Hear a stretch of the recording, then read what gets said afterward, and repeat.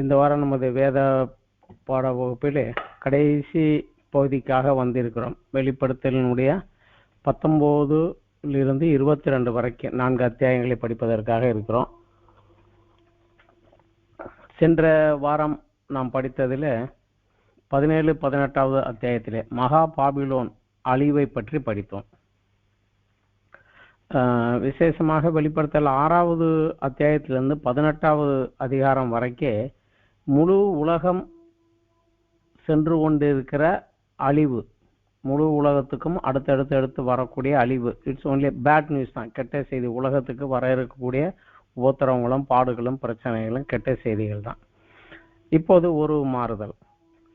19 22 அதிகாரம் வரைக்கும் கிறிஸ்துவை கர்த்தராக ஏற்றுக்கொண்ட விசுவாசிகளுக்கு நல்ல செய்தி. கிறிஸ்துவை கர்த்தராக என்றால் தன் எஜமானாக ஏற்றுக்கொண்டு அவர் கட்டளைகள் கீழ்ப்படிந்து அவர் கற்பனைகளின்படி நடந்தவர்களுக்கு ஒரு நல்ல செய்தி என்றால், வர இருக்கும் ராஜா மேசியாவாகிய இயேசு கிறிஸ்துவையும் அவர் பூமியிலே அமைக்க இருக்கக்கூடிய 1000 வருட அரசாட்சியை பற்றியும் அதன் பின்பு உள்ள நித்திய வாழ்க்கை பற்றியும், முக்கியமான அந்த 3 காரியங்கள், இதை பற்றியும் இந்த 4 அத்தியாயங்களில் நம்ம படிக்க தியானிக்க இருக்கிறோம். முதல் 3 அத்தியாயத்தில் 7 நட்சத்திரங்கள், ஒரு வலதுகையில் உள்ள 7 நட்சத்திரங்கள் 7 குத்து விளக்குகள் மத்தியில் உலாவி வந்தார். அந்த 7 குத்து விளக்கில் 7 சபைகள், 7 நட்சத்திரங்கள் சபையின் தூதர்கள் என்றும் அந்த 7 சபைகளுக்கு அவர் கொடுத்த செய்தியை குறித்து நம்ம படித்தோம். அடுத்ததாக 6 16 வரை உள்ள அத்தியாயத்தில் 7 முத்திரைகள், 7 எக்காலம், 7 கோப கலசங்கள் இவைகள் உடைக்கப்படுவதும் அதன் விளைவாக பூமியிலே நடைபெறக்கூடிய சீற்றங்களையும் பாடுகளையும் உபத்திரவங்கள் என்ன என்பதை குறித்து, அதனுடைய விளைவு என்ன ஆனது என்பதை குறித்து படிப்போம். இப்போது 19 21 அதிகாரத்திலே நாம படிக்க இருக்கிறது வருங்காலத்திலே என்ன நடக்கும் என்று அப்போஸ்தலனாகிய யோவானுக்கு காண்பிக்கப்பட்ட 7 தரிசனங்களை குறித்து படிக்க இருக்கிறோம். தவிர 12வது அதிகாரத்திலே சூரியனை அணிந்திருந்த ஒரு ஸ்திரியை பற்றி படித்தோம். பின்பு 17வது அத்தியாயத்திலே திரளான தண்ணீர்கள் மேல் உட்கார்ந்திருந்த மகா வேசியான ஒரு ஸ்திரியை குறித்து படித்தோம். இப்பொழுது 19 21 அத்தியாயத்திலே ஆட்டுக்குட்டியானவரின் மனைவியாகிய மணவாட்டியை பார்க்க இருக்கிறோம். விசேஷமாக 1 கொரிந்தியரிலே 2வது அத்தியாயம் வசனம் 7 10 வரைக்கும் நம்ம பார்க்கலாம். 1 கொரிந்தியர் 2வது அத்தியாயத்திலே பவுல் சபைக்கு எழுதுகிற போது அந்த சபைக்கு ஒரு காரியத்தை எழுதுகிறார். உலக தோற்றத்திற்கு முன்னே தேவன் தம்முடைய மகிமைக்காக ஏற்படுத்தினதும் மறைக்கப்பட்டதுமாய் இருந்த ரகசியமான தேவ ஞானத்தையே பேசுகிறோம். அதை இப்பிரபஞ்சத்து பிரபுக்களில் ஒருவனும் அறியவில்லை. அறிந்தார்களாகில் மகிமையின் கர்த்தரை அவர்கள் சிலுவையில் அறைய மாட்டார்களே. எழுதியிருக்கிறபடி தேவன் தம்மில் அன்பு கூறுகிறவர்களுக்கு ஆயத்தம் பண்ணினவைகளே கண் காணவும் இல்லை, காது கேட்கவும் இல்லை, அவைகள் மனுஷருடைய இருதயத்தில் தோன்றவும் இல்லை. நமக்கோ தேவன் அவைகளை தமது ஆவியிலே வெளிப்படுத்தினார். இது கொரிந்தியர் சபைக்கு எழுதுகிற போது பவுல் இந்த மாதிரி எழுதுகிறார். ஆனா அதற்கு பிற்பாடு சபை உபத்திரவங்கள் பாடுகளுக்குள் கடந்து சென்று கொண்டிருக்கின்ற அந்த நாட்களிலே இங்கு யோவானுக்கு தன் ஜனங்களுக்காக தேவன் என்ன ஆயத்தம் பண்ணி இருக்கிறார் என்பதை அவருக்கு தரிசனத்திலே காண்பிக்கிறார். கொரிந்தியருக்கு எழுதின போது யாரும் காணவில்லை, பார்க்கவில்லை. ஆனால் இப்பொழுது அதற்கு பிற்பட்ட காலத்தில் சபை உபத்திரவத்துக்கு கடந்து சொல்கின்ற நேரத்தில் யோவானை அழைத்து யோவானுக்கு தரிசனங்களை கொடுக்கிற போது இந்த தரிசனத்திலே தம்முடைய ஜனங்களுக்காக தேவன் ஆயத்தம் பண்ணி வைத்திருக்கிறது என்ன என்பதை அந்த தரிசனத்திலே அவருக்கு காண்பிக்கிறார். ஆனால் இந்த தரிசனத்திலே அதை கண்ட யோவான் அவர் கூட இதை இந்த அளவுக்கு இருக்கும் என்று எதிர்பார்க்காததினாலே அவர் ஒரு பரசவத்தின் மிகுதியினாலே தான் செய்கிறது இன்னதென்று அறியாமல் உணராமலே அந்த தரிசனத்திலே அதை காண்பித்து விளக்கின தேவதூதனை வணங்கும்படி அவன் பாதத்தில் போய் விழுந்தார். இது நமது 19வது அத்தியாயத்திலே 10வது வசனத்திலே இருக்கிறது. அப்பொழுது அவனை வணங்கும்படி அவனுடைய பாதத்தில் விழுந்தேன். அவன் என்னை நோக்கி, இப்படி செய்யாதபடி பார், உன்னோடும் இயேசுவை குறித்து சாட்சியிட்ட உன் சகோதரரோடும் கூட நானும் ஒரு ஊழியக்காரன். தேவனை தொழுதுகொள், இயேசுவை பற்றின சாட்சி தீர்க்கதரிசனத்தின் ஆவியாய் இருக்கிறது என்கிறார். இதற்கு அடுத்தபடியாக ஒவ்வொரு காரியங்களாக அந்த தரிசனங்களாக பார்த்து வருகிற போது யோவானால் அவைகளை அதை பார்த்து அந்த பரவச மகிழ்ச்சியிலே கடைசியாக திரும்பவும் அதே தவறை செய்கிறார். வெளிப்படுத்தல் 22 8 9 வசனங்களில் கடைசியாக, யோவானாகிய நானே இவைகளை கண்டும் கேட்டும் இருந்தேன். நான் கேட்டு கண்டபோது இவைகள் எனக்கு காண்பித்து தூதனை வணங்கும்படி அவன் பாதத்தில் விழுந்தேன். அதற்கு அவன், நீ இப்படி செய்யாதபடி பார், உன்னோடும் உன் சகோதரரோடும் தீர்க்கதரிசிகளோடும் இந்த புஸ்தகத்தின் வசனங்களை கை கொள்கிறவர்களோடும் கூட நானும் ஒரு ஊழியக்காரன், தேவனை தொழுதுகொள் என்று 2வது முறை அவனை திருத்த வேண்டியதாகிவிட்டது. ஸோ தேவன் ஆயத்தம் பண்ணின அதை பார்ப்பது அது அவ்வளவு அவர் அறிவுக்கும் ஞானத்துக்கும் அப்பாற்பட்ட விதத்திலே, அவர் எதிர்பாராத விதத்திலே இருந்ததுனால அவரால் என்ன செய்கிறோம்னு தெரியாமலே இந்த தவறை செய்தார்.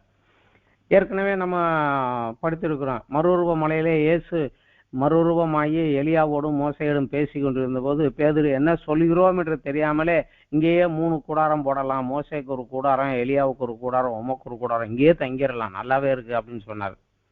அந்த ஒரு தரிசனத்தை கண்ட போதே அவர் என்ன சொல்றோம்னு தெரியாமலே சொன்னாரு. இவர் வருங்காலத்திலும் காரியங்களை காத்த, இவரும் என்ன செய்யறோங்கிறத தெரியாமலே செய்தார். அந்த அளவுக்கு இந்த காரியங்கள் மிகவும் அற்புதமான ஒரு காரியங்கள். உண்மையிலே நமக்கு இந்த 19 22 சாப்டர் திரும்ப திரும்ப படிக்கிறது நம்மளுடைய நம்பிக்கையும் வருங்காலத்தையும் இன்னும் அழகாக நமக்கு தெளிவுபடுத்தி உறுதிப்படுத்தி உள்ளே கொண்டு வரும். இந்த அப்போஸ்தலன் யோவான் கண்ட இந்த 7 தரிசனங்கள், 7 முத்திரைகள், 7 எக்காலங்கள், 7 கோவக்கலசங்கள் இருந்தது போலவே முதல் 4 தரிசனங்களும் ஒன்றை தொடர்ந்து அதன் விளைவாக அடுத்து அடுத்து அடுத்து வருவதையும், முதல் 4மே ஒரு கண்டினியூஷனா ஒன்று அதை தொடர்ந்தது, அதை தொடர்ந்து அதை தொடர்ந்து அதன் விளைவாக அதன் விளைவாக அதன் விளைவாக என்று வருவதை போல வரலாம். 5வதும் 6வதும் வேறுபட்டு இருக்கும், 7வது முற்றிலும் வேறுபட்டு இருக்கும். இந்த 3மே அப்படித்தான், 7 முத்திரைகள் அப்படித்தான், 7 எக்காலம் அப்படித்தான், 7 கோப கலசம் அப்படித்தான். அதே போலவே தான் அந்த 7 தரிசனங்களும் அதை போலவே இருக்கிறத நம்ம பார்க்கலாம். இப்பொழுது அவர் கண்ட தரிசனம், முதலாவது தரிசனம் என்ன அப்படிங்கிறத பார்க்கலாம். 19வது அத்தியாயத்துல 1வது வசனத்திலிருந்து 3வது வசனம் வரைக்கும் 18வது அத்தியாயத்தினுடைய தொடர்ச்சி தான். மகாபாபிலோன் விழுந்ததுனால ஜன கூட்டங்கள் ஆரவாரம் பண்ணுவதும், பூமியை கெடுத்த மகாவேசிக்கு நியாய தீர்ப்பு கொடுத்தீரே என்று சொல்லி ஆர்ப்பரித்ததை சொல்றாங்க. அதுக்கப்புறம் 4வது வசனத்திலிருந்து 24 மூப்பர்களும் 4 ஜீவன்களும் வணக்கமாக விழுந்து ஆமேன் அல்லேலூயா என்று சிங்காசன வீட்டுக்கும் தேவனை தொழுது கொண்டார்கள். மேலும் தேவனுடைய ஊழியக்காரரை அவருக்கு பயப்படுகிற சிறியவரும் பெரியவரும் நீங்கள் அவரை துதியுங்கள் என்று சத்தம் சிங்காசனத்திலிருந்து பிறந்தது. அப்போது திரளான ஜனங்கள் இடம் ஆரவாரம் போல பெருவெள்ள சத்தம் உண்டாகி, அல்லேலூயா சர்வ வல்லமையுள்ள தேவனாய கர்த்தர் ராஜ்யம் பண்ணுகிறார், நாம் சந்தோஷப்பட்டு களி கூர்ந்து அவருக்கு துதி செலுத்த கடவோம், ஆட்டுக்குட்டியானவருடைய கல்யாணம் வந்தது, அவருடைய மனைவி தன்னை ஆயத்தம் பண்ணினாள் என்று சொல்ல கேட்டேன். அப்போ சொன்னபோது அவங்களுக்கு சரியா தெரிஞ்சிருக்காங்க. நமக்கு தெரியும் ஆட்டுக்குட்டியானவருடைய மனைவி யார் என்றுதான், சபைதான். இயேசுவின் வருகை இன்னும் தாமதிப்பது காரணமே மனைவி இன்னும் தன்னை தயார் பண்ணி கொள்ளாததுதான், ஆயத்தம் பண்ணாததுதான். சபை அவர் வருகைக்கு தன்னை ஆயத்தமாகி விட்டா உடனே வந்துடுவார், அதுதான்.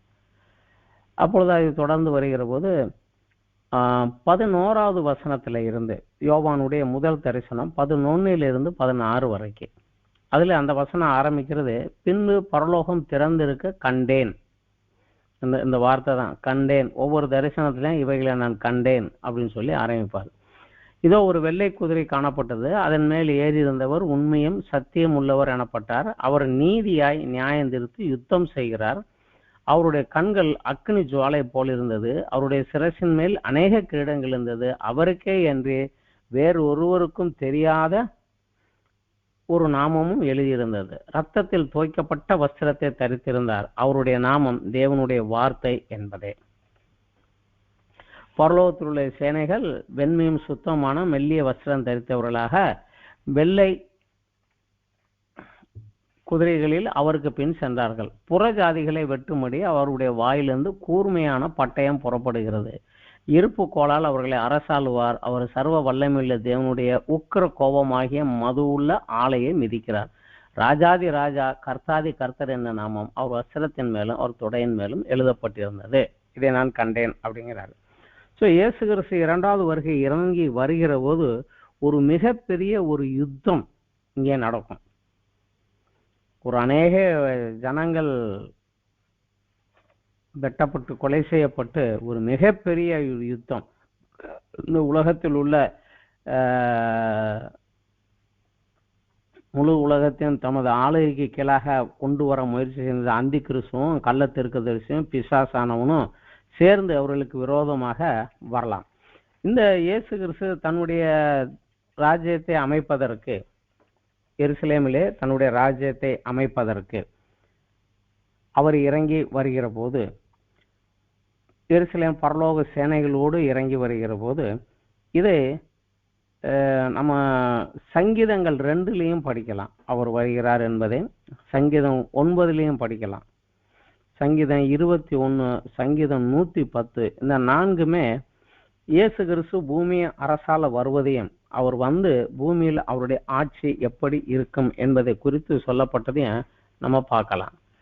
உதாரணமா நம்ம எல்லாருக்கும் தெரிஞ்சது 2வது சங்கீதம், ஜாதிகள் கொந்தளித்து ஜனங்கள் விருதா காரியத்தை சிந்திப்பானேன், கர்த்தருக்கு விரோதமாகவும் அவர் அபிஷேகம் பண்ணினவருக்கு விரோதமாகவும் பூமியின் ராஜாக்கள் எழுமி நின்று அதிகாரிகள் ஏகமாக ஆலோசனை பண்ணி அவர்கள் கட்டுகளை அறுத்து கயிறுகளை எரிந்து விடுவோம் என்கிறார். பரலோகத்தில் வீற்றிருக்கிறவர் நகைப்பார், ஆண்டவர் அவரை இகழ்வார். அப்போது அவர் தமது கோபத்தில் அவரோட உக்கரத்தில் அவர்களை கலங்க பண்ணினார். நான் என்னுடைய பரிசுத்த பர்வதமாகிய சியோன் மீதில் என்னுடைய ராஜாவை அபிஷேகம் பண்ணி வைத்தேன் என்றார்.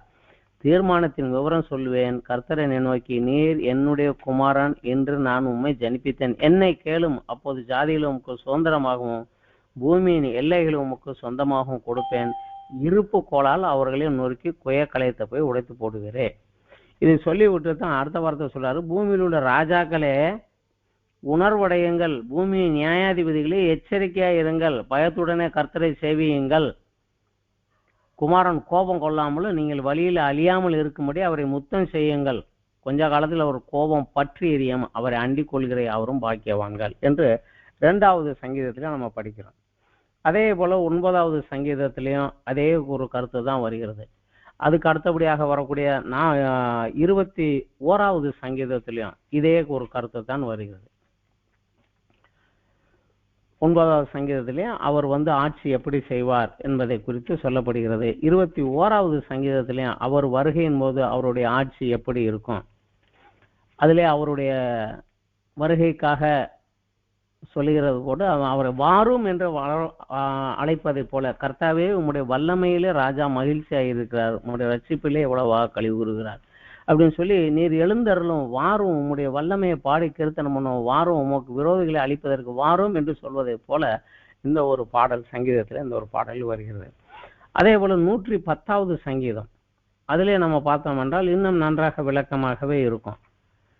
கர்த்தர் என் ஆண்டவரை நோக்கி, நான் உம்முடைய சத்துருக்களை உமது பாதபடியாக்கி போடும் வரைக்கும் நீர் என் வலது பக்கத்தில் உட்காரும் என்றார். கர்த்தர் சியோனிலிருந்து உமது வல்லமையின் சொங்களை அனுப்புவார், நீர் உம்முடைய சத்துருக்களின் நடுவே ஆளுகை செய்யும். உமது பராக்கிரமத்தின் நாளிலே உம்முடைய ஜனங்கள் மனப்பூர்வமும் பரிசுத்த அலங்காரம் உள்ளவர்களுமாய் இருப்பார்கள். விடிய காலத்து கற்பத்தில் பிறக்கும் பனிக்கு சமானமாய் உம்முடைய எவ்வன ஜனம் உமக்கு பிறக்கும். அது ராத்திரியிலும் இருக்காது, எங்க இருந்ததுன்னு தெரியாது, ஆனா விடிய காலையில பார்த்தா அந்த பனி துளி இருக்கும். அது போல எங்க இருந்தாங்க எப்படி இருந்தாங்கன்னு தெரியாது, ஆனா விடிகிற போது அந்த ஜனங்கள் பனித்துளியை போல அங்க வந்து நிற்பாங்க அப்படிங்கிறார். நீர் மெல்கிசேதேக்கின் முறைமையின்படி என்றென்றைக்கும் ஆசாரியராய் இருக்கிறீர் என்று கர்த்தர் ஆணையிட்டார். மனம் மாறாமலும் இருப்பார். உம்முடைய வலது பாரிசத்தில் இருக்கிற ஆண்டவர் தமது கோபத்தினாலே ராஜாக்களை வெட்டுவார். அவர் ஜாதிகளுக்குள்ளே நியாயந்திருப்பார். எல்லா இடங்களையும் பிரேதங்களால் நிரப்புவார். விஸ்தாரமான தேசங்களின் மேல் தலைவர்களாய் இருக்கிறவர்களே நொறுக்கி போடுவார். அவர் வருகிற போது நடக்கக்கூடிய காரியம் இதுதான். இது ஏன் என்பதைத்தான் நம்ம பார்த்தோம். ஏற்கனவே அந்த 6வது முத்திரை உடைக்கப்பட்ட போது மிருகமும் அந்தி கிறிஸ்துவும் வலு சர்ப்பமாகிய சாத்தானும் பூமியில் உள்ள ராஜாக்களை எல்லாம் கூட்டிக் கொண்டு இஸ்ரவேலுக்கு விரோதமாக இந்த வர இருக்கிற ராஜாவுக்கு விரோதமாக யுத்தம் செய்ய ஆயத்தமாகி வந்தார்கள் என்பதை ஏற்கனவே நம்ம அங்க பார்த்துட்டோம். அந்த கூட்டம் கூடி வருகிற போது அவர்களுக்கு விரோதமாக இந்த காரியம் நடக்கும். இப்பொழுது யோவான் கண்ட இரண்டாவது தரிசனம், அவர் கண்ட இரண்டாவது தரிசனம் என்ன என்றால், ஒரு தூதன் சூரியனிலே நின்று, அதாவது வெளிப்படுத்தல் 19 17 18 2 வசனத்துல இருக்குது. பின்பு ஒரு தூதன் சூரியனில் நிற்க கண்டேன். அவன் வானத்தின் மத்தியில் பறக்கிற சகல பறவைகளையும் பார்த்து, ராஜாக்களின் மாம்சத்தையும் சேனைத்தலைவர்களின் மாம்சத்தையும் பலவான்களின் மாம்சத்தையும் குதிரைகளின் மாம்சத்தையும் அவைகள் மேல் ஏறிக்கும் மாம்சத்தையும் சுயாதீனர் அடிமைகள் சிறியோர் பெரியோர் இவர்களுடைய மாம்சத்தை பட்சிக்கும்படிக்கு மகாதேவன் கொடுக்கும் விருந்துக்கு கூடி வாருங்கள் என்று மிகுந்த சத்தத்தோட கூப்பிட்டான். வானத்தில் பறக்கிற பறவைகளுக்கெல்லாம் ஒரு இன்விடேஷன் கொடுக்குறாரு. ஆண்டவர் ஒரு மகா யாகம் பண்றாரு, விருந்து கொடுக்குறாரு, சாப்பிட வாங்க என்று அவர்களை அழைக்கிறார். அவர் கண்ட இரண்டாவது தரிசனம். அதை ஒட்டியே வருகிறது அவர் கண்ட மூன்றாவது தரிசனம். 19வது வசனத்திலே 19 21 வரைக்கும். பின்பு மிருகமும் பூமியின் ராஜாக்களும் அவர்களுடைய சேனைகளும் குதிரையில் ஏறி இருக்கிறவரோடும் அவருடைய சேனையோடும் யுத்தம் பண்ணும்படி கூடி வர கண்டேன். அவர்கள் யுத்தம் பண்ண வந்தாங்க. ஆனா யுத்தம் ஒரு நொடியில முடிஞ்சு போச்சு. அப்பொழுது மிருகம் பிடிக்கப்பட்டது. மிருகம் என்று இதில் சொல்லப்படுவது அந்தி கிறிஸ்து. மிருகத்தின் முன்பாக அற்புதங்களால் அதன் முத்திரையை தரித்தவர்களையும் அதன் சுரூபத்தை வணங்கினவர்களையும் மோசம் போக்கின கள்ள தீர்க்கதரிசியும் கூட பிடிக்கப்பட்டான். இருவரும் கந்தகம் எரிகிற அக்கினி கடலிலே உயிரோடு தள்ளப்பட்டார்கள். முதலில் நரகத்துக்கு போனது இவங்க 2 பேர் தான், உயிரோட, சரீரத்தையும் ஆத்மாவோடும் அப்படியே நேராக நரகத்துக்கு போனவங்க இவங்க தான்.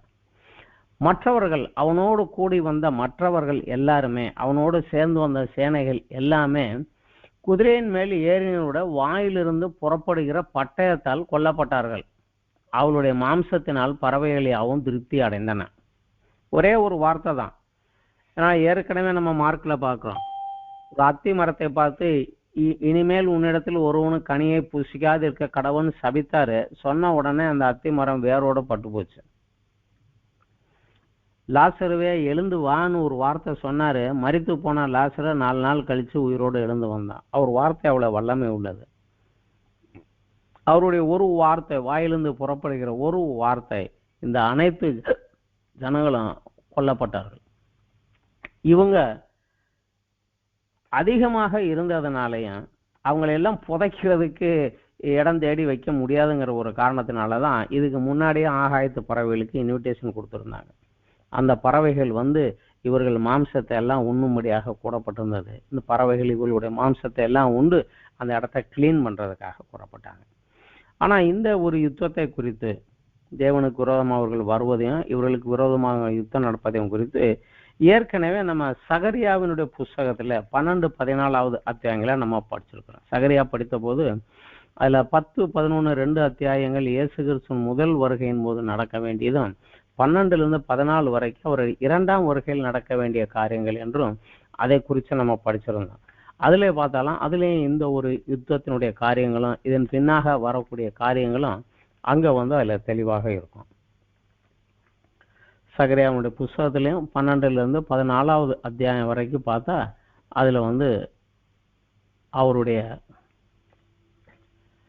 இந்த இஸ்ரவேலுக்கு விரோதமாக இந்த ராஜாக்கள் வரக்கூடிய யுத்தமும் அதில் இஸ்ரவேல் அவர்களுக்கு விரோதமாக எழும்பி நின்று அவர்கள் ஜெயிப்பதை குறித்தும், விசேஷமாக 14 சகரியா 14 இதோ கர்த்தருடைய நாளில் வருகிறது, உன்னுடைய கொள்ளையானது உன்னில் பங்கிடப்படும். எருசலேமுக்கு விரோதமாக யுத்தம் பண்ண சகல ஜாதிகளையும் கூட்டுவேன். நகரம் பிடிக்கப்படும், வீடுகள் கொள்ளையாகும், ஸ்திரீகள் அவமானப்படுவார்கள், நகரத்தார்கள் பாதி மனுஷர் சிறைப்பட்டு போவார், மீதி ஜனமோ நகரத்தை விட்டு அறுப்புண்டு போவதில்லை. கர்த்தர் புறப்பட்டு யுத்த நாளில் போராடுவது போது அந்த ஜாதிகளோடு போராடுவார். அந்நாளிலே அவருடைய பாதங்கள் கிழக்கு எருசலேமுக்கு எழுதிய இருக்கிற ஒலிவமலையின் மேல் நிற்கும். அப்ப அது மகாபெரிய பள்ளத்தாக்கு உண்டாகும்படி ஒலிவமலை தன் நடுமையத்தின் கிழக்கு மேற்காக பிளந்து போகும். அதனாலே ஒரு வாதி வடபாகத்திலும் ஒரு வாதி தென்பாகத்திலும் சாயும். அப்போது என் மலைகளின் பள்ளத்தாக்கு வழியாக ஓடி போவீர்கள். மலைகளின் பள்ளத்தாக்க ஆத்சால் மட்டும் போகும். நீங்கள் யூதாவின் ராஜாவாக உசியாவின் நாட்கள் பூமி அதிர்ச்சிக்கு தப்பி ஓடினது போல ஓடி போவீர்கள். என் தேவனாகிய கர்த்தர் வருவார், தேவரீரோட எல்லா பரிசுத்தவான்களும் வருவார்கள்.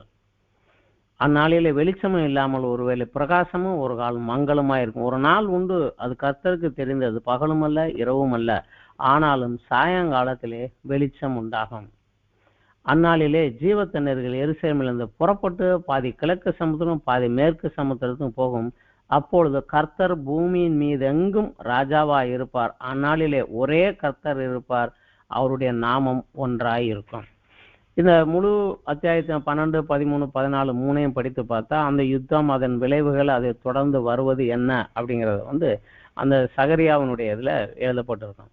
ஆனா இதே காரியங்கள் தானியேல் அவருக்கு தீர்க்க தரிசனத்திலையும் கூட 7வது அத்தியாயத்துல அவர் கண்ட தீர்க்க தரிசனத்துல இந்த ஒரு மிருகம் எழும்பி வருவதையும் தேசங்களை எல்லாம் அழிப்பதையும் அதற்கு விரோதமாக நியாயாசனம் வைக்கப்பட்டதையும் மேலே ஆண்டவர் பார்த்து இதை அழிவுக்கு கொண்டு வருவதற்காக அவர் செயல்பட்டதையும் குறித்து தானியேல் 7வது அதிகாரத்திலே கூட நம்ம பார்க்கலாம். 7வது அத்தியாயம் முழுக்க முழுக்க இந்த ஒரு காரியத்தை தான் கொடுக்கப்பட்டிருக்கிறது. அதில் விசேஷமாக 9வது வசனம், நான் பார்த்து கொண்டிருக்கையிலே சிங்காசனங்கள் வைக்கப்பட்டது, நீண்ட ஆயுசுள்ளவர் வீற்றிருந்தார், அவருடைய வஸ்திரம் உறைந்த மலையைப் போலவும் அவருடைய சிரசின் மயிர் வெண்மையாகவும் பஞ்சை போலவும், அவருடைய சிங்காசனம் அக்னி ஜுவாலையம் சக்கரங்களை எரிகிற அக்னியமாயிருந்தது. அக்னி நதி அவர் சன்னதியிலிருந்து புறப்பட்டது, 1000 பேர் அவரை சேவித்தார்கள், கோடாகோடி பேர் அவருக்கு முன்பாக நின்றார். நியாய சங்கம் உட்கார்ந்தது, புஸ்தகங்கள் திறக்கப்பட்டது. அப்பொழுது நான் பார்த்தேன், நான் பார்த்து கொண்டிருக்கையில் அந்த கொம்பு பெருமையான பேச்சுக்களை பேசினது நிமித்தம் அந்த மிருகம் கொலை செய்யப்பட்டது. அதான் அந்தி கிறிஸ்து. அதன் உடல் அழிக்கப்பட்டு எரிகிற அக்கினிக்கு ஒப்பு கொடுக்கப்பட்டது. மற்ற மிருகங்களின் ஆளுகையோ வென்றால் அவையை விட்டு நீங்கி போனது. ராத்தரிசனத்தில் நான் பார்த்து கொண்டிருக்கேன், இதோ மனுஷகுமாரனுடைய சாயலான ஒருவர் வானத்து மேகங்களுடன் வந்தார். அவர் நீண்ட ஆயுசுள்ள ஒரு இடம் மட்டும் அவர் சமீபத்தில் கொண்டு வரப்பட்டார். சகல ஜனங்களும் ஜாதியாரும் பாசைக்காரர்களும் அவரை சேவிக்கும்படி அவருக்கு கர்த்தத்துவமும் மகிமையும் ராஜரீகமும் கொடுக்கப்பட்டது. அவருடைய கர்த்தத்துவம் நீங்காத கர்த்தத்துவமும் அவருடைய ராஜ்யம் அழியாததுமா இருக்கும். அதை சொல்லிக்கொண்டே வருகிறது தான் அந்த 4 மிருகங்களை அவருடைய காரியங்களை குறித்து கொடுக்கிற போது அவர் சொல்வார், இந்த 4 மிருகம் பூமியில் எழுமுடைய 4 ராஜ்யம். ஆனாலும் 18வது வசனம், உன்னதமானவருடைய பரிசுத்தவான்கள் ராஜரீகத்தை பெற்று என்றென்றைக்கும் உள்ள சதா காலங்களிலும் ராஜ்யத்தை சுதந்திரித்துக் கொள்வார்கள். அந்த காரியம் வருது தானியேல் 7ல். அதுக்கு முன்னாடி அந்த கொம்பானது, அந்த அந்தி கிறிஸ்துவானது பரிசுத்தவான்களை விரோதமாக செயல்பட்டதையும் பரிசுத்தவான்களோட யுத்தம் பண்ணி அவர்களை மேற்கொண்டதையும் அவர்கள் 3.5 வருடங்கள் அவன் கையில ஒப்பு கொடுக்கும். 25வது வசனத்திலையும் அதுல இருந்து அந்த 7வது அத்தியாயத்துல பூரா அந்த காரியங்கள் அவருக்கு மறைமுகமா அவருக்கும் தெளிவிக்கப்பட்டது. இது தானியேல் 7லேயே நம்ம படிக்கலாம். இந்த இடத்துல இதை குறித்து ஒரு விளக்கம் கொடுக்க, இந்த ஒரு யுத்தம் ஒன்று நடக்கும், அதுல எந்த அளவுக்கு காரியங்கள் நடக்கும் அப்படிங்கிறத பார்க்கலாம். இது தொடர்ந்தே வரக்கூடியது அவர் யோவான் கண்ட 4வது தரிசனம். இது 20வது அத்தியாயத்துல 1-2 வசனத்துல நம்ம பார்க்கலாம். ஒரு தூதன் பாதாளத்தின் திறவுகோலையும் பெரிய சங்கிலியும் தன் கையிலே பிடித்து கொண்டு வானத்திலிருந்து இறங்கி வர கண்டேன். பிசாஸ் என்றும் சாத்தான் என்றும் சொல்லப்பட்ட பழைய பாம்பாகிய வலு சர்ப்பத்தை அவன் பிடித்து 1000 வருஷங்கள் கட்டி வைத்து அந்த 1000 வருஷங்கள் முடிய மட்டும் நிறைவேறாதபடி பாதாளத்தை தள்ளி அடைத்து அதன் மேலே முத்திரை போட்டான். 1000 வருடம் அந்த வெளியே வராதபடி அதை பாதாளத்துக்குள்ள போட்டு ஒரு முத்திரை போட்டு வச்சுட்டான். 1000 வருஷம் வெளியே வர முடியாது. இனி எந்த மனிதனே நீ பூமியில இருக்கக்கூடிய யாரையும் வஞ்சிக்கவோ கெடுக்கவோ உனக்கு முடியாது என்று அவரை அடைத்து வைத்து விட்டாங்க. அதற்கப்புறம் யோவான் கண்ட 5வது தரிசனம். அன்றியும் நான் சிங்காசனங்களை கண்டேன், அவைகளின் மேல் உட்கார்ந்தார்கள், நியாய தீர்ப்பு கொடுக்கும்படி அவர்களுக்கு அதிகாரம் அளிக்கப்பட்டது. அதாவது ஜனங்களை நியாயம் விசாரிக்கும்படி அவர்களுக்கு அதிகாரம் அளிக்கப்பட்டது. இயேசுவை பற்றிய சாட்சிய நிமித்தமும் தேவனுடைய வசனத்தின் நிமித்தமும் சிரச்சேதம் பண்ணப்பட்டவர்களுடைய ஆத்துமாக்களையும் மிருகத்தையாவது அதன் சொருபத்தையாவது வணங்காமலும் தங்கள் நெற்றியிலும் தங்கள் கைகளிலும் அதன் முத்திரையை தரித்து கொள்ளாமலும் இருந்தவர்களையும் கண்டேன். அவர்கள் உயிர்த்து கிறிஸ்துவுடனே கூட 1000 வருஷம் அரசாண்டார்கள். இதைத்தான் வேதம் என்ன சொல்கிறது, முதலாம் உயிர்த்தெழுதல் அப்படிங்கிறது. அதில் 6வது வசனமே, 5வது வசனம், மரணமடைந்த மற்றவர்கள் அந்த 1000 வருஷம் முடியும் அளவும் உயிரடையவில்லை. இதுவே முதலாம் உயிர்த்தெழுதல். முதலாம் உயிர்த்தெழுதலுக்கு பங்குள்ளவன் பாக்கியவானும் பரிசுத்தவானுமாய் இருக்கிறான். இவர்கள் மேல் 2ஆம் மரணத்திற்கு அதிகாரம் இல்லை.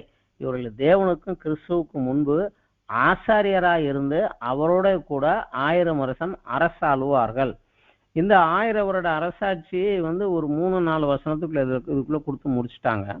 ஆனா இந்த 1000 வருட அரசாட்சி எப்படி நடக்கும் அப்படிங்கிறத பழைய ஏற்பாட்டுல பல இடங்களில் விளக்கமாக கொடுக்கப்பட்டதை பார்க்கலாம். உதாரணத்துக்கு சங்கீதம் 72 பார்த்தா இந்த 1000 வருஷ அரசாட்சியில் அவருடைய ஆட்சி எப்படி இருக்கும் அப்படிங்கிறதையும், சங்கீதம் 45 பார்த்தா ராஜா ஆட்சி செய்வதையும் ராஜஸ்திரீ அவர் சமூகத்தில் நிற்பதையும் குறித்தும் அங்க கொடுக்கப்பட்டிருக்கிறத நம்ம படிக்கலாம்.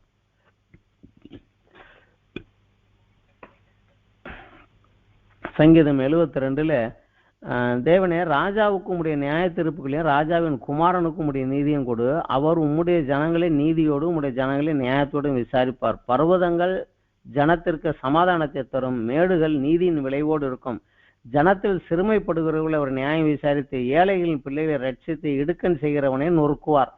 சூரியனும் சந்திரனும் உள்ள மட்டும் அவர்கள் உமக்கு தலைமுறை தலைமுறையாக பயந்திருப்பார்கள். புல்லர் பூண்ட வெளியின் மேல் பெய்யும் மலையைப் போலவும் பூமியை நினைக்கும் துறளைப் போல இறங்குவார். அவருடைய நாட்களில் நீதிமான் செழிப்பான். சந்திரன் உள்ள வரைக்கும் மிகுந்த சமாதானம் இருக்கும். ஒரு சமுத்திரம் தொடங்கி மறு சமுத்திரம் வரைக்கும், நதி தொடங்கி பூமியின் எல்லைகள் வரைக்கும் அவர் அரசாழ்வார். முழு பூமியும் அவருடைய ஆளுகை கீழாக இருக்கும். இதுலதான் அவர் சொல்லுகிறார், பூமி முழுவதும் அவருடைய மகிமையால் நிறைந்திருக்கும் அப்படின்னு சொல்லி அவருடைய ஆட்சி எப்படி நடக்கும் அப்படிங்கிறத தான் இந்த 72வது சங்கீதம் பூராமே இதுல அவருடைய அந்த 1000 வருஷ அரசாட்சியை குறித்து தான் சொல்லுது. அதே போல சங்கீதம் 45 படிச்சு பார்த்தா அவருடைய ஆட்சி எப்படி இருக்கும் அப்படிங்கிறத தான் சொல்லுது. அது சங்கீதம் 45 ஒரு வசனம், 16வது வசனம், உமது பிதாக்களுக்கு பதிலாக உமது குமாரர் இருப்பார், அவர்களை பூமி எங்கும் பிரபுக்களாக வைப்பீர்.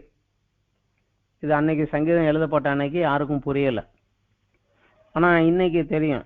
ஏனென்றால் அவர் 12 அப்போஸ்தலர்கள் சொல்லப்பட்ட போதே, நீங்கள் நான் திரும்பி வருகிற போது என்னோடு கூட 12 சிங்காசனங்கள் உட்கார்ந்து இஸ்ரவேலின் 12 கோத்திரங்களை நியாயம் விசாரிக்கிறவர்களாக இருப்பீர்கள் அப்படின்னு சொன்னார்.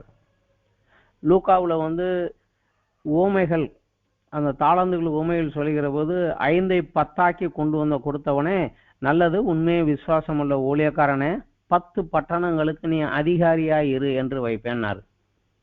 5 தாளந்து கொடுத்தவனே, நல்லது, உண்மையை விசுவாசம் உள்ள ஊழியக்காரனே, 5 பட்டணங்களுக்கு உன்னை அதிகாரியாக வைப்பேன்னு சொன்னாரு.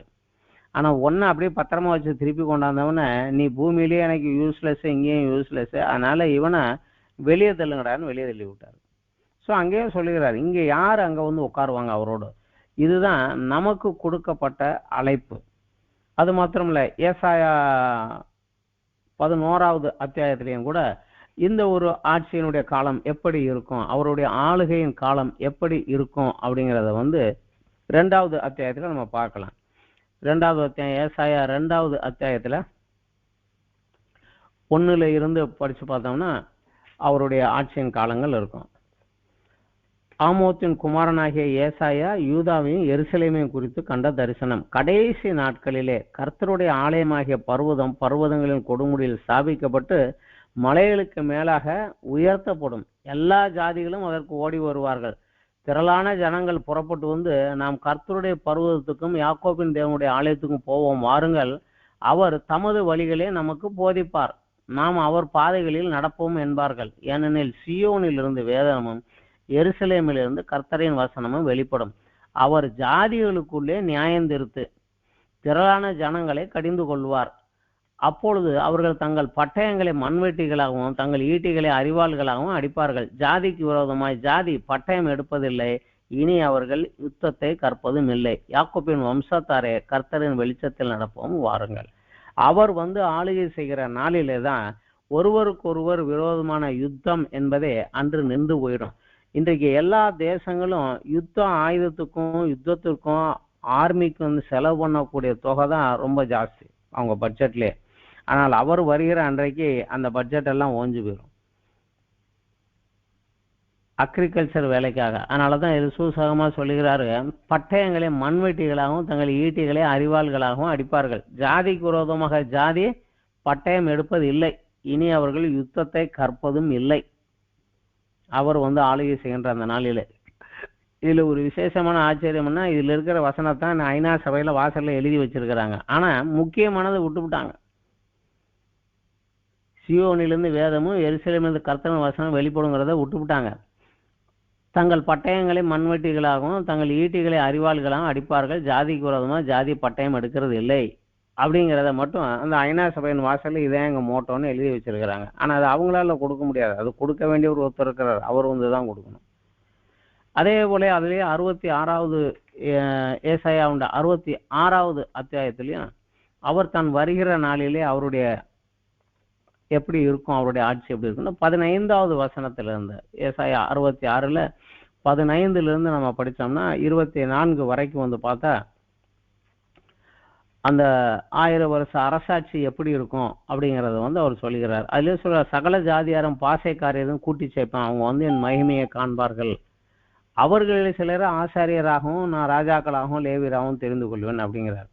ஸோ இது எல்லாமே வந்து முன்கூட்டியே தீர்மானிக்கப்பட்ட தேவனுடைய காரியத்தில் வருகிறது. இது மாத்திரம் கிடையாது, இந்த நாளுக்கென்று கர்த்தர் மீண்டும் வந்து எருசலேமிலே அவருடைய ராஜ்யத்தை ஆரம்பிக்கக்கூடிய அந்த நாளுக்கென்று முழு சர்வ சிருஷ்டிகளும் காத்திருப்பதே அப்படிங்கிறத ரோமருக்கு எழுதின நிருபத்தில் 8வது அத்தியாயத்தில் வந்து பவுல் இந்த காரியத்தை குறித்து எழுதுகிறார். ரோமர் 8:19 மேலும் தேவனுடைய புத்திரர் வெளிப்படுவதற்கு சிருஷ்டியானது மிகுந்த ஆவலோடு காத்து கொண்டிருக்கிறது. அது ஏனென்றால் சிருஷ்டியானது அழிவுக்குரிய அடிமைத்தனத்திலிருந்து விடுதலையாக்கப்பட்டு தேவனுடைய பிள்ளைகளுக்குரிய மகிமையான சுயாதீனத்தை பெற்றுக்கொள்ளும் என்ற நம்பிக்கையோட அந்த சிருஷ்டியானது சுய இஷ்டத்தினாலே அல்ல, கீழ்ப்படுத்தினவராலே மாயைக்கு கீழ்பட்டு இருக்கிறது. ஆகையால் நமக்கு தெரிந்திருக்கிறபடி இதுவரைக்கும் சர்வ சிருஷ்டியும் ஏகமாக தவித்து பிரசவ வேதனைப்படுகிறது. அதுவுமல்லாமல் ஆவியின் முதற் பலனை பெற்ற நாமும் கூட நம்முடைய சரீர மீட்பாகிய புத்திர சுவிகாரம் வருவதற்கு காத்திருந்து நமக்குள்ளே தவிக்கிறோம்.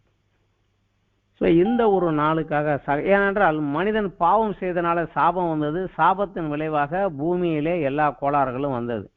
ஸோ இந்த சாபங்கள் நீக்கப்படுகிற நாளில தான் பூமி ஆதியிலே தேவன் சிருஷ்டித்த அந்த ஏதேன் தோற்றத்தினுடைய ஒரு சூழ்நிலையை திரும்பவும் அந்த ஒரு நிலைமையை திரும்பவும் பெற்றுக்கொள்ளும். அந்த ஒரு காலகட்டத்திற்காக பூமியெல்லாம் காத்து கொண்டிருக்கிறது. ஏதேன் தோட்டத்திலே தேவன் அமைத்த அந்த ஒரு திட்டம் பிசாசின் வஞ்சனையினால மனிதனுடைய கீழ்ப்படியாமையினால கேன்சல் ஆகி தள்ளுபடியாகி போகவில்லை, போஸ்ட்போன் ஆகித்தான் இருக்குது. இயேசு கிறிஸ்து திரும்பி வருகிற போது அதே அந்த இயற்கை சூழ்நிலைகள் மாற்றப்படும், பூமி தன் பலனை கொடுக்கும், ஏற்ற காலத்தில் மழை பெய்யும், அவருடைய ஆளுகை இருக்கும், நியாயமான ஆட்சி முழு உலக அழகிலே அவருடைய ஆட்சி இருக்கும். அந்த காலத்தில் மக்கள் ஒரு சுகமான ஒரு சுக ஜீவன் ஜீவிப்பார்கள். அவர்களுடைய அந்த கால ஆட்சி வசனம் எப்படி இருக்கும் அப்படிங்கிறத ஏசாயாவுடைய 11வது அத்தியாயத்துல அவர் கொஞ்சம் தெளிவாகவே எழுதி வைத்திருக்கிறார்.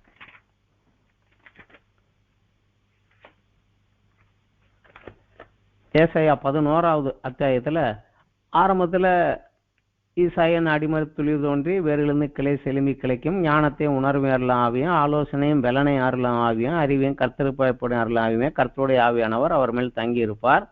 அப்படியே வருகிற போது அவர் சொல்லுகிறார் 4வது வசனத்தை, நீதியின்படி ஏழைகளை நியாயம் விசாரித்து யதார்த்தத்தின்படி பூமியில் சிறியவர்களுக்கு தீர்ப்பு செய்து பூமியை தன் வாக்கின் கோலால் அடித்து தமது வாயின் சுவாசத்தால் துன்மார்க்கத்தை சங்கரிப்பார். நீதி அவருக்கு அரைக்கட்டும், சத்தியம் அவருக்கு இடைக்கச்சயமா இருக்கும். அப்பொழுது ஓனாய் ஆட்டுக்குட்டியோட தங்கும், புலி வெள்ளாட்டுக்குட்டியோட படுத்துக்கொள்ளும், கன்றுக்குட்டியும் பாலசிங்கமும் காளையும் ஒருமித்து இருக்கும், ஒரு சிறு பையன் அவைகளை நடத்துவான். பசுவும் கரடியும் கூடி மேயும், அவைகளின் குட்டி ஒருமித்து படித்து கொள்ளும். சிங்கம் மாட்டை போல வைக்கோல் தின்னும், பால் குடிக்கும் குழந்தை விரியன் பாம்பு வலையின் மேல் விளையாடும். பால் மறந்த பிள்ளை கட்டு விரியான் புற்றிலே தன் கையை வைக்கும். என் பரிசுத்த பர்வதமெங்கும் தீங்கு செய்வாருமில்லை, கேடு செய்வாருமில்லை. சமுத்திரம் ஜலத்தினால் நிறைந்திருக்கிறது போல பூமி கர்த்தரை அறிகிற அறிவினாலே நிறைந்திருக்கும். அந்த அத்தியாயம் பூராமே படித்தாலே அவர் ஆட்சி செய்கிற போது இஸ்ரவேல் தேசத்துக்கு கிடைக்கக்கூடிய மேன்மையான ஒரு மேன்மை என்ன அப்படிங்கிறதெல்லாம் இருக்கும். இவ்வளவு அருமையான ஒரு ஆழம் இருந்தாலும் அந்த ஆட்சியில சுகித்திருந்த ஜனங்களுக்கு மறுபடியுமாக தேவன் மூலமாக ஒரு பரீட்சை வருகிறது. 1000 வருடங்கள் முடிந்தது. அந்த சாத்தான் வெளியே ரிலீஸ் பண்ணி வெளியே விடப்படுகிறான். அவன் வெளியேறி வந்த உடனடியாக திரும்பவுமாக அவனுடைய ஒரே டெக்னிக் ஜனங்களை வஞ்சிப்பது. இவருடைய காலத்தில் இல்லாம நம்ம செயலில் இருப்போம் என்று சொல்லி அவர்களுக்கு விரோதமாக பூமியில் உள்ள ராஜாக்களை எல்லாம் கூட்டிக் கொண்டு, பூமியில் உள்ள அதிபதிகள் எல்லாம் கூட்டிக் கொண்டு, ஒரு திரள் சேனையை கூட்டிக் கொண்டு அவருக்கு விரோதமாக யுத்தம் பண்ண திரும்பவும் கிளம்பி வருவான். இரண்டாவதாக ஒரு முறையாக திரும்பவும் அவருடன் 1000 வருஷம் முடிகிற போது அவன் விடுதலையாகி வருவான். இதை நம்ம 5வது வசனத்திலிருந்து படிக்கலாம். 20வது அத்தியாயத்தில் 7வது வசனத்திலிருந்து. அந்த 1000 வருஷம் முடியும் போது சாத்தான் தன் காவலிலிருந்து விடுதலையாகி பூமியின் 4 திசைகளில் உள்ள ஜாதிகளாகிய கோகையும் மாகோகையும் மோசம் போக்கும்படிக்கு அவர்களை யுத்தத்துக்கு கூட்டிக் கொள்ளும்படிக்கு புறப்படுவான். அவளுடைய தொகை கடற்கரை மணல் அத்தனையாய் இருக்கும். அவர்கள் பூமி எங்கும் பரம்பி பரிசுத்தவானுடைய பாளையத்தையும் பிரியமான நகரத்தையும் வளைந்து கொள்வார்கள். அப்பொழுது தேவனால் வானத்திலிருந்து அக்கினி இறங்கி அவர்களை பட்சித்து போட்டது. மேலும் அவர்களை மோசம் போக்கின பிசாசானவன் மிருகமும் கள்ளத்திற்கதரிசியும் இருக்கிற இடமாகிய அக்கினியும் கந்தகமுமான கடலிலே தள்ளப்பட்டான். அவர்கள் இரவும் பகலும் சதா காலங்களிலும் வாதிக்கப்படுவார்கள். நரகத்துக்குள்ள என்ட்ரி ஒன்ஸு தான். ஆனால் அதுக்கு கிட்டத்தட்ட பாஷையில சொல்லணும்னா நித்திய காலமாக 1000 கோடி வருஷங்களாக அந்த வேதனைகளுக்குள்ளதான் இருக்கும். அவர்கள் அக்கினி அவியாமலும் அவர்கள் புழு அழியாமலும் இருக்கும். அந்த வேதனைகளுக்குள்ளேயே இருக்கணும். நரகம் மிக மோசமான ஒன்று தான். ஆனால் நரகம் மனிதனுக்காக சிருஷ்டிக்கப்பட்ட ஒன்று கிடையாது. இயேசு கிறிஸ்து தெளிவாக சொல்லுகிறாரு, பிசாசுக்கும் அவன் தூதர்களுக்காகவும் சிருஷ்டிக்கப்பட்டது. ஆனால் அவன் பிள்ளையாகி அவனுடைய ஊழியக்காரனாக அவனுடைய காரியத்தில் நடத்தினவங்க அவன் கூட தான் போக வேண்டி வருது. அதுதான் ரொம்ப டேஞ்சர். இந்த ஒரு யுத்தம் 2 வரியில முடிச்சுட்டாங்க. கோகையும் கூட்டிட்டு வருவான், பூமி எங்கும் பரம்பி வருவாங்கன்னு கூப்பிட்டாங்க. ஆனா இதனுடைய சகல டீட்டெயிலும் விளக்கமாக விரோதமாக எசேக்கியேல் புஸ்தகத்துல 38, 39 2 அதிகாரத்துல தெளிவாக இதை குறித்து மட்டுமே கொடுக்கப்பட்டிருக்கு. இந்த ஒரு யுத்தத்தை குறித்து அவனுடைய காரியத்துல எப்படி அது நடக்கும், அந்த யுத்தம் என்ன நடக்கும், அதனுடைய அழிவு எப்படி இருக்கும், அதனுடைய விளைவு எப்படி இருக்கும் அப்படிங்கிறது எசேக்கியேல் நம்ம பார்த்தோம்னா அதுல 38வது அத்தியாயத்திலையும் 39வது அத்தியாயத்திலையும் தெளிவாக இருக்கும். எசேக்கியேல் 38ல 1வது வசனம், கர்த்தருடைய வார்த்தை எனக்கு உண்டாகியவர் மனுபுத்திரனே, மேகாக் தூபால் ஜாதிகளின் தலைமையான அதிபதியாக இருக்கிற மகா கோகு தேசத்தானாகிய கோகுக்கு எதிராக நீ முகத்தை திருப்பி அவனுக்கு விரோதமாக தீர்க்க தரிசனம் உரை அப்படிங்கிறார். அதுல இருந்து அந்த கோகு மகா கோகு எதுக்கு விரோதமான ஒரு தீர்க்க தரிசனம், நீ எப்படி வருவாய், நீ என்ன செய்வாய், நீ என் தேசத்துக்கு விரோதமாக எப்படி வருவாய், உன்னை நான் எப்படி அழிப்பேன், உன்னுடைய அழிவு எப்படி இருக்கும் அப்படிங்கிறத அந்த 38, 39 2 அத்தியாயங்கள் முழுக்க அவனுக்கு விரோதமாக நடக்கக்கூடிய காரியங்களை தான் அங்க எழுதி வச்சிருக்கிறார். ஸோ இந்த காரியங்களையும் அந்த ஒரே தரிசனத்துல 1000 வருஷ அரசாட்சியும் அதற்கு பிறகு சாத்தான் வெளிப்பட்டு அவன் ஜனங்களை குழப்புவதையும் அதன் விளைவையும் ஒரே தரிசனத்துல 5வது தரிசனத்துல யோவான் காண்கிறார். இதற்கு அடுத்தபடியாக அவர் காண்ட 6வது தரிசனம் 20வது அத்தியாயத்துல 11 15வது வசனம் வரைக்கும். பின்பு நான் பெரிய வெள்ளை சிங்காசனத்தையும் அதன் மேல் வீற்றிருக்கிறவரையும் கண்டேன். அவருடைய சமூகத்திலிருந்து பூமியும் வானமும் அகன்று போயினா அவைகளுக்கு இடம் காணப்படவில்லை என்றான். யார் அந்த மனிதன்? அவர் ஒருவர் உட்கார்ந்து இருப்பதை கண்டேன் அப்படிங்கிறாரு. யார் அவர் அப்படிங்கிறது அங்க சொல்லல. முழு உலகத்தையும் நியாயம் தீர்க்கிறதுக்காக இருந்தேன். மரித்தோராகிய சிறியோரையும் பெரியோரையும் தேவனுக்கு முன்பாக நிற்க கண்டேன். அப்போது புஸ்தகங்கள் திறக்கப்பட்டன. ஜீவ புஸ்தகம் என்னும் வேறொரு புஸ்தகம் திறக்கப்பட்டது. அப்போது அந்த புஸ்தகத்தில் எழுதப்பட்டவர்களின்படியே மரித்தோர் தங்கள் தங்கள் கிரியைகளுக்கு தக்கதாக நியாய தீர்ப்பு அடைந்தார்கள். சமுத்திரம் தன்னிலுள்ள மரித்தோரை ஒப்புவித்தது. மரணமும் பாதாளமும் தங்களிலுள்ள மரித்தோரை ஒப்புவித்தன. யாவரும் தங்கள் தங்கள் கிரியைகளின்படி நியாய தீர்ப்பு அடைந்தார்கள். அப்பொழுது மரணமும் பாதாளமும் அக்கினி கடலிலே தள்ளப்பட்டன. இது இரண்டாம் மரணம். ஜீவ புஸ்தகத்தில் எழுதப்பட்டவனாக காணப்படாதவன் எவனோ அவன் அக்கினி கடலிலே தள்ளப்பட்டான். இது அவர் கண்ட 6வது தரிசனம். இந்த தரிசனத்துல அந்த நியாயாசனத்தில் உட்கார்ந்தவர் யார் அப்படிங்கிறத பார்த்தா, யோவான் 5வது அத்தியாயத்திலேயே 22வது வசனத்துல இயேசு கிறிஸ்து அதை சொல்லுகிறார். அது யார் அந்த ஆள் அப்படிங்கிறது இயேசு கிறிஸ்துவே சொல்லுகிறார்.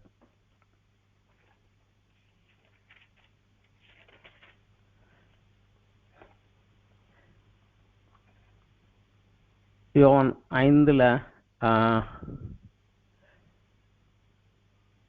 26, 27.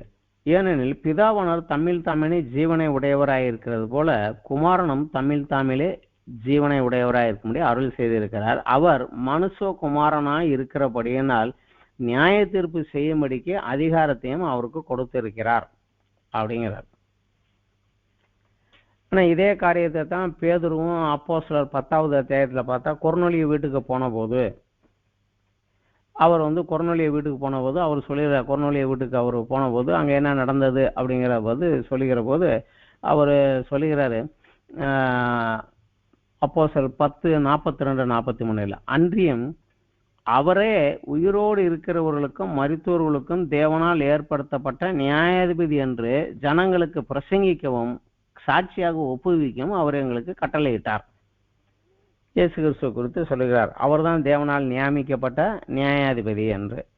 இதை பவுலும் ரோமர் எழுதின நிருபத்தில் என்னுடைய சுவிசேஷத்தின்படி எல்லாருடைய அந்தரங்கங்களையும் குறித்து இயேசு கிறிஸ்து தீர்ப்பு கொடுக்குற நாளில் இதெல்லாம் விளங்கும் அப்படின்னு சொல்லி ரோமர் 2வது அத்தியாயத்தில் 16வது வசனத்தை சொல்கிறார். என் சுவிசேஷத்தின்படியே தேவன் இயேசு கிறிஸ்துவை கொண்டு மனுஷருடைய அந்தரங்கங்களை கூட்டி நியாய தீர்ப்பு கொடுக்கும் நாளில் இது விளங்கும் அப்படிங்கிறார்.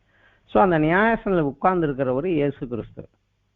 ஏனென்றால் அவர் மனுஷகுமாரனாக இருக்கிறனால, மனிதனுக்குரிய எல்லா பாடுகளுக்குள்ளும் கடந்து சென்றதுனால, மனிதனுடைய நிலைமைகளை நன்கு அறிந்தவராக, அவனுடைய பலவீனங்களையும் பலங்களையும் அறிந்தவராக ஏற்ற முறையில் நியாயமாக நியாய தீர்ப்பு அவர் செய்ய முடியும். அவர் நியாய தீர்ப்பு செய்கிறவர் அவர் இருக்கிறார்.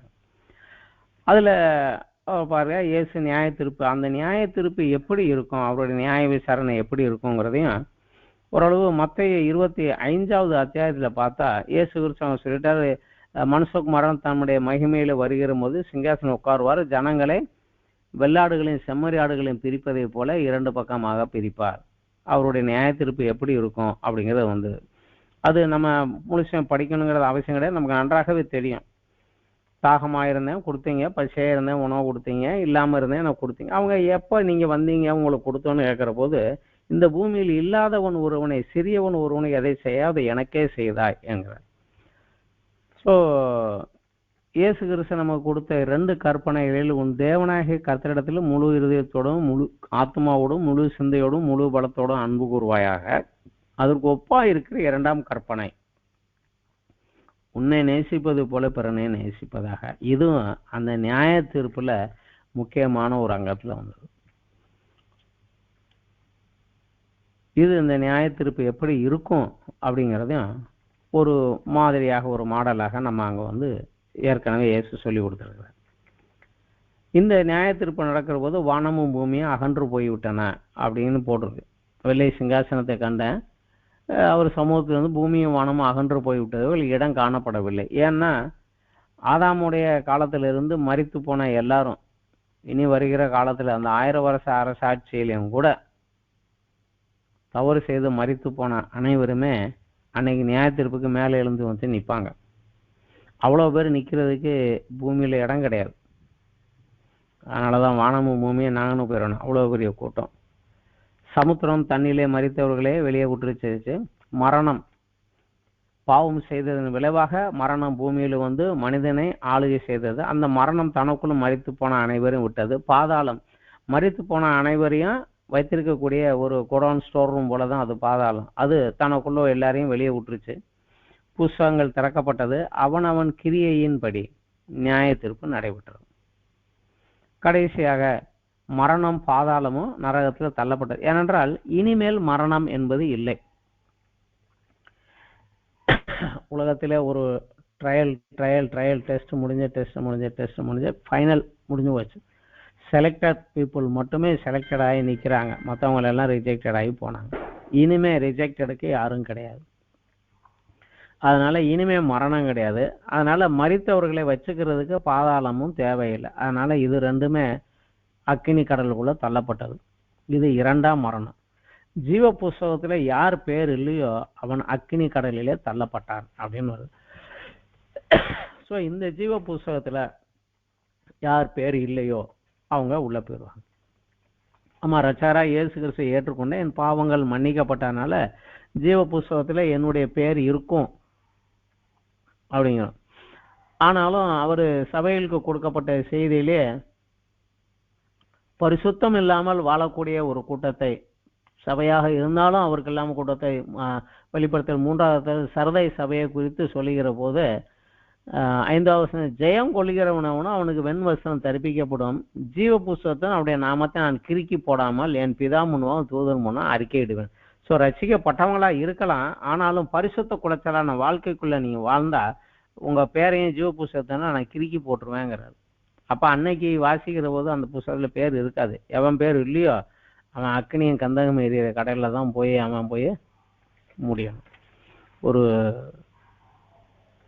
ஆசீர்வாதத்தை பெற்றும் இழந்து போன ஒரு காரியத்துக்குள்ள போயிடுவான். இது அவர் கண்ட 6வது தரிசனம். அடுத்ததாக வருவது 7வது தரிசனம். இந்த 7வது தரிசனத்துல 21, 22 2 அத்தியாயங்கள். அதனால் இதை குறித்து இதுக்கு முன்னாடி வேதத்துல எந்த ஒரு இடத்துலையுமே வெளிப்பாடுகளோ எதுவுமே கொடுக்கல. அதனால தான் தேவன் படைத்ததே இவர்கள் கண் காணாமல் இருந்தது அப்படிங்கிறாங்க. இந்த ஒரு காரியத்தை வந்து இங்க வந்து கொடுக்குறாரு. 21வது அத்தியாயம் 1-2 வசனத்துல பார்க்கலாம். பின்பு நான் புதிய வானத்தையும் புதிய பூமியையும் கண்டேன். முந்தின வானமும் முந்தின பூமியும் ஒளிந்து போயின, சமுத்திரமும் இல்லாமல் போயிற்று. அந்த புதிய வானம், அந்த புதிய பூமியில சமுத்திரம் கிடையாது. யோவானாகிய நான் புதிய எருசலேம் பரிசுத்த நகரத்தை தேவனிடத்திலிருந்து பரலோகத்தை விட்டு இறங்கி வர கண்டேன். அது தன் புருஷனுக்காக அலங்கரிக்கப்பட்ட மணவாட்டியை போல ஆயத்தமாக்கப்பட்டிருந்தது. இந்த நகரத்துல பல அற்புதங்கள், பல அதிசயங்கள், நமது இப்போ பூமியில் இருக்கிறது போல இல்லாம பல காரியங்கள் உண்டு. ஆனா இந்த பரம எருசலேம் நகரத்தை குறித்து தான் இயேசு கிறிஸ்து கல்வாரிக்கு போவதற்கு முந்தின நாள் தன் சீசரோடு பேசின போது யோவான் 14வது அத்தியாயத்திலிருந்து 1, 2, 3 வரைக்கும் சொல்லுகிறார். என் பிதாவின் வீட்டில் அநேக வாசஸ்தலங்கள் உண்டு, இல்லாவிட்டால் உங்களுக்கு சொல்லியிருப்பேன். நான் போய் ஒன்றை உங்களுக்கு ஆயத்தமாக்க போகிறேன். போய் அது ரெடியானதுக்கப்புறம் நான் வந்து உங்களை என் கூட கூட்டிட்டு போவேன்னாரு. அது இந்த பரம எருசலேம் நகரத்தை பற்றி தான். இது தேவனுடைய வீடு. இது மனுஷர்கள் மத்தியிலே தேவனுடைய வாசஸ்தலமா இருக்கிறது. அவர்களிடத்தில் அவர் வாசமா இருப்பார், அவர்களும் அவருடைய ஜனங்களா இருப்பார். தேவன் தாமே அவர்களோட கூட இருந்து அவர்களுடைய தேவனா இருப்பார். திரும்ப திரும்ப திரும்ப அந்த வார்த்தை அதுல வருது 3வது வசனத்துல.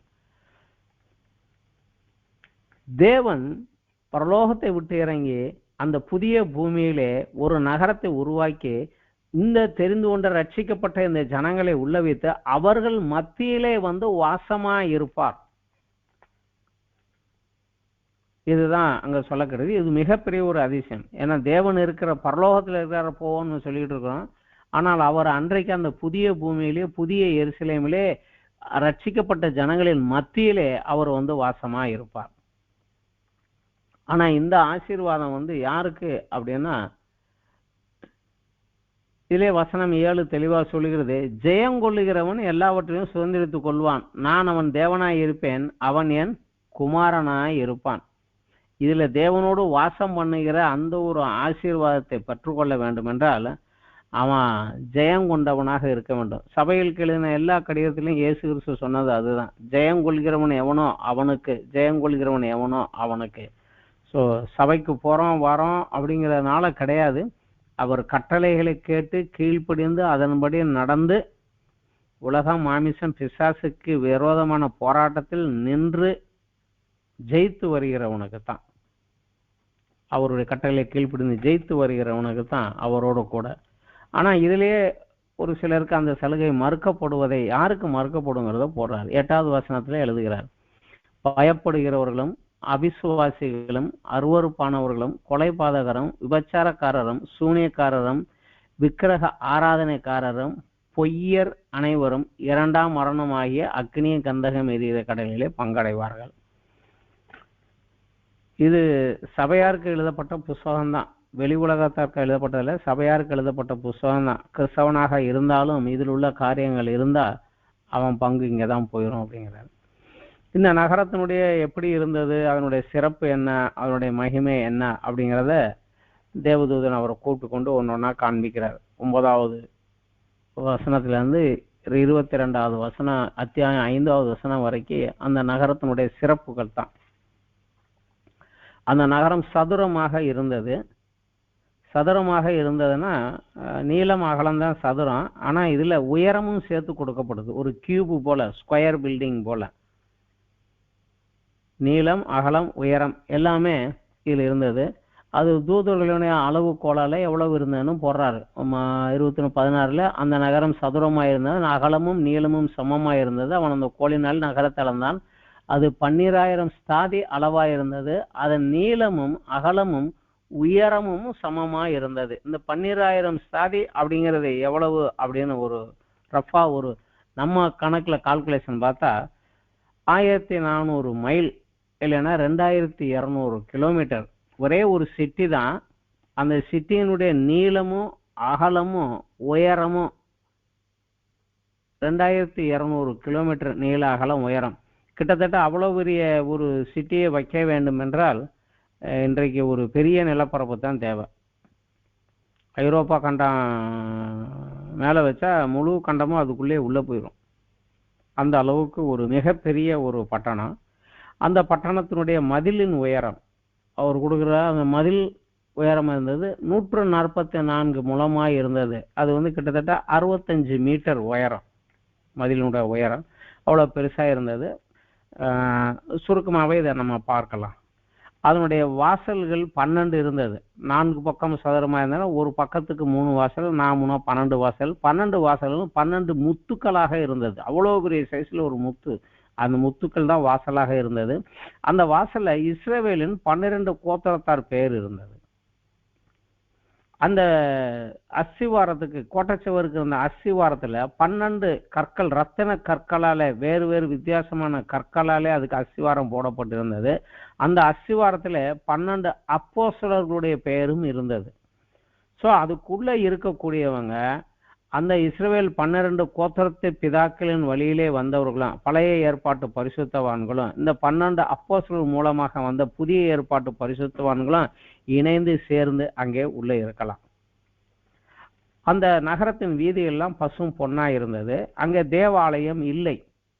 ஏன்னா சர்வ வல்லமையுள்ள தேவனும் கர்த்தராகிய ஆட்டுக்குட்டியானவரும் அங்கே இருக்கிறனால அந்த முழு நகரமுமே ஆலயம்தான். அதனால தனியாக தேவாலயம் என்று ஒன்று இல்லை. இவர்களுடைய மகிமையினாலே நகரம் பிரகாசித்து இருந்ததுனால அங்கு இராக்காலம் இல்லை. விசேஷமாக அங்கு வசிப்பவர்கள் தேவனை முகமாக தரிசிப்பார்கள்.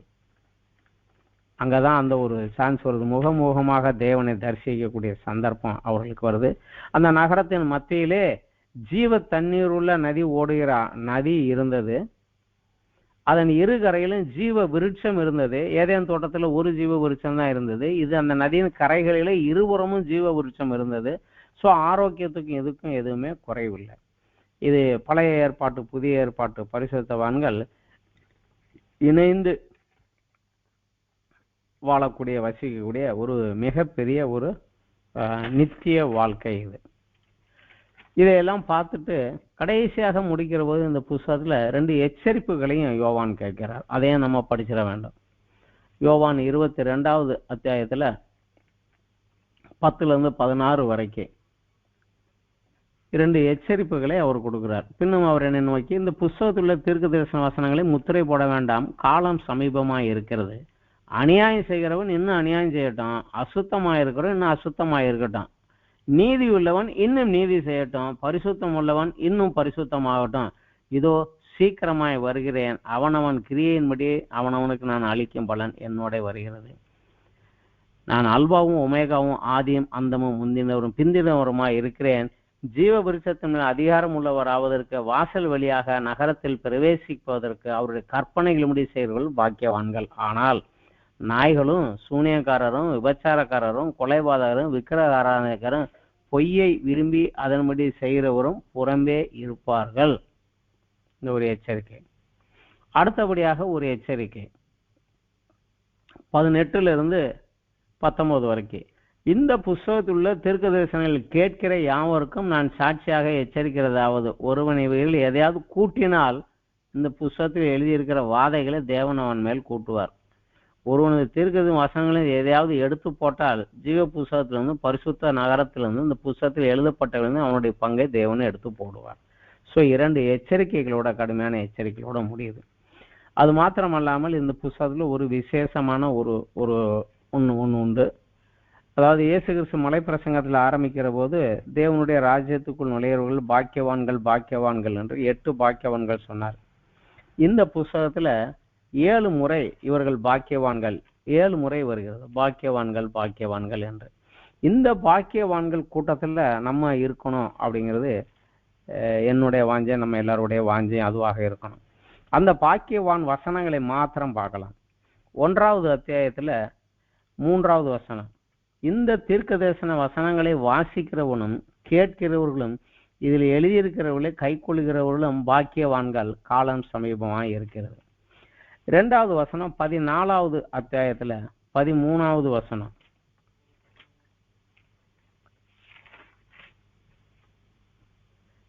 தேவனுடைய கற்பனைகளின் பின்பு பரலோகத்திலிருந்து ஒரு சத்தம் உண்டாக கேட்டேன், அது கர்த்தருக்குள் மரிக்கிறவர்கள் இது முதல் பாக்கியவான்கள் என்று எழுது, அவர்கள் தங்கள் பிரயாசங்களை விட்டு ஒளிந்து இளைப்பாறுவார்கள், அவருடைய கிரியைகள் அவர்களோட கூட போகும், ஆவியானவரும் ஆம் என்று சொல்கிறார். இதற்கு முன்னாடி ஒரு வசனம், தேவனுடைய கற்பனைகளையும் இயேசுவின் மேலுள்ள விசுவாசத்தையும் காத்து கொள்கிறவர்களாகிய பரிசுத்தவான்களுடைய பொறுமை இதிலே விளங்கும். இந்த பரிசுத்தவான்களை குறித்து இவர்களும் பாக்கியவான்கள் அப்படின்னு சொல்லப்படுகிறது. அதுக்கு அடுத்தபடியாக சொல்லக்கூடிய 3வது வசனம் 16வது அத்தியாயத்தில் உள்ள 15வது வசனம், இதோ திருடனை போல் வருகிறேன், தன் மானம் காணப்படத்தக்கதாக நிர்வாணமாய் நடவாதபடி விழித்து கொண்டு தன் வஸ்திரங்களை காத்து கொள்கிறவன் பாக்கியவான். அடுத்தபடியாக 4வது வருகிறது 19வது அத்தியாயத்துல 19வது வசனம், 19வது வசனம், பின்னும் அவன் என்னை நோக்கி, ஆட்டுக்குட்டியானவரின் கல்யாண விருந்துக்கு அழைக்கப்பட்டவர்கள் பாக்கியவான்கள் என்று எழுது அப்படிங்கிறார். இவைகள் தேவனுடைய சத்தியமான வசனங்கள் என்றும் என்னுடைய சொன்னான் அப்படின்னு வருது. அடுத்தது 5வது பாக்கியவான் வசனங்கள் 20வது அத்தியாயத்துல 6வது வசனம், முதலாம் உயிர்த்தெழுதலுக்கு பங்குள்ளவன் பாக்கியவானும் பரிசுத்தவானுமாய் இருக்கிறான், இவர்கள் மேல் 2ஆம் மரணத்திற்கு அதிகாரம் இல்லை, இவர்கள் தேவனுக்கும் கிறிஸ்துவுக்கும் முன்பாக ஆசாரியராய் இருந்து அவரோடு கூட 1000 வருஷம் அரசாளுவார்கள். 6வது 22வது அத்தியாயத்துல 7வது வசனம், இதோ சீக்கிரமாய் வருகிறேன், இந்த புஸ்தகத்தில் உள்ள தீர்க்க தரிசன வசனங்களை கை கொள்ளுகிறவன் பாக்கியவான் அப்படிங்கிறார். அப்புறம் 22ல 14வது வசனம், ஜீவ விருட்சத்தின் மேல் அதிகாரம் உள்ளவர் ஆவதற்கும் வாசல் வழியாக நகரத்தில் பிரவேசிப்பதற்கும் அவருடைய கற்பனைகளின்படி செய்கிறவர்கள் பாக்கியவான்கள். ஸோ இந்த பாக்கியவான்கள் கூட்டத்தில் நம்ம இருக்க வேணும் என்றுதான் தேவனும் கர்த்தராகிய இயேசு கிறிஸ்துவை நம்மை அழைக்கிறார்கள். இந்த புஸ்தக கடைசி முடிகிறதே ஆவியும் மனவாட்டியும் வா என்கிறார்கள் அப்படின்னு தான் சொல்லுது. ஆவியும் மனவாட்டியும் வா என்று அழைக்கிறார்கள். 17வது வசனத்துல ஆவியும் மனவாட்டியும் வா என்கிறார்கள், கேட்கிறவனும் வா என்பானாக. தாகமாயிருக்கிறவன் வரக்கடவன், விருப்பம் உள்ளவன் ஜீவத்தின் நீரை இலவசமாக வாங்கி கொள்ள கடவன். இந்த பாக்கியவான் கூட்டத்துல பங்கு பெறுவதற்கு வா அப்படின்னு சொல்றாங்க. இதுல பங்கு பெற வேண்டும் என்று இருக்கக்கூடியவர்கள் கடைசியாக அவர்களுடைய ஜபமும் ஆமேன் கர்த்தராகிய இயேசுவே வாரும். அதைத்தான் நமக்கு ஜபத்தை சொல்லியிருக்காது, உம்முடைய ராஜ்யம் வருவதாக என்று நமக்கு ஜெபிக்கும் சொல்லி கொடுத்துருக்காரு. வாருமையா உம்முடைய ராஜ்யம் வருவதாக, விரைவில் வாரும் என்று நம்ம ஜெபம் பண்ணோம். ஒரு பல ஆயிரக்கணக்கான வருடங்களுக்கு மேலாக நடைபெற வேண்டிய ஒரு காரியத்தை ஒரு 4 அத்தியாயத்தில் சுருக்கி கொடுத்துட்டாங்க. பட் அநேக இடங்களில் அது அங்கங்கே இருக்கிறனால படித்து பார்த்து அங்கங்கே இருக்கிறது படித்து பார்த்து நம்ம அதை கொஞ்சம் புரிஞ்சு கொண்டு வருகிறோம். பட் இன்னும் இதில் உள்ள காரியங்கள் நிதானமாக ஒவ்வொரு கிறிஸ்தவர்களும் இந்த 19லிருந்து 22 வரைக்கும் திரும்ப திரும்ப திரும்ப திரும்ப படித்து கொண்டே இருந்தாங்கன்னா நம்முடைய நம்பிக்கை, நம்முடைய நிச்சயம் இதுதான். அந்த 21, 22ல சொல்லப்பட்டது தான் என்னுடைய எண்டு. அதை நோக்கித்தான் என்னுடைய பயணம் இருக்க வேண்டாம். அதை நோக்கி என் பயணம் இருக்க வேண்டும் என்றால் இங்கே எதை விடணும், எதை பிடிக்கணும், எதை எடுத்துக்கணும், இதுக்கு ஆவியானவரும் கர்த்தரும் நமக்கு உதவி செய்கிறார்கள். அவர்கள் உதவியோடு தொடர்ந்து முன்னேறி இதுக்குள்ள போக வேண்டும், இதை பெற வேண்டும். இதுதான் நம்மளுடைய வாஞ்சையும் நம்மளுடைய ஒரு நோக்கமாக இருக்க வேண்டும். இன்றைக்கு இத்தோடு இந்த வெளிப்படுத்தல் புஸ்தகத்தினுடைய 19, 22 அத்தியாயங்களுடைய இந்த வேத பாட வகுப்பு முடிந்தது.